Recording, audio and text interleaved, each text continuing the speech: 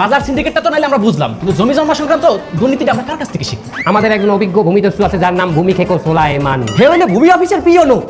পিওনো? সারা জীবন তো শুনেছি ইওনো, পিওনো তো কখনো শুনিনি। আসলে ভাইজান হয়েছে কি, সে হলো আসলে ভূমি অফিসের পিয়ন। পিয়ন শব্দটা একটু খারাপ শোনায়, তার জন্য আমরা তাকে পিয়নও বলি। আচ্ছা, একজন পিওন সে আমাদের মতো বড় বড় অফিসাররা কি শিখাবে? এ মেয়া, সে শুধু পিয়ন না, আর 400 বিঘা জমি আছে। আমাদের নাম বড় বড় অফিসার, হে পকেটে বুক পকেটে রাখে। আর 6-7টা পোলা মাইয়া সব আমেরিকা, কানাডায় সেটেল, বেগম পাড়ায় থাকে। অস্ট্রেলিয়া হে 2-3টা ক্যাসিনো। এই শালা ছয় রাতে 3 দিন চাকরি করে নিজের বড় অফিসার মনে করতেছে। মহাযন্ত্রণায় পড়া গেল তো। আমার মতো 30 বছর চাকরি করে নে।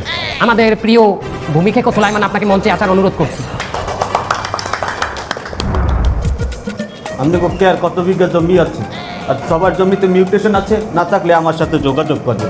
খাস জমিও আমরা ব্যক্তি মালিকানাধীন করে দিতে পারি, কোনো সমস্যা নাই। প্রিয় ভাইয়েরা, খাস জমি দখল করায় আমি 3বার স্বর্ণ পদক পেয়েছেন। স্বর্ণপদক না আটক হয়েছি, ঠিক হইছে।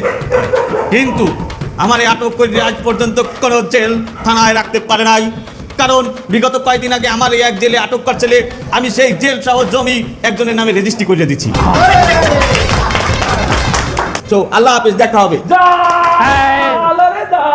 আগুন জ্বালো, তুমি কে কত ভাই মান, আগুন জ্বালো।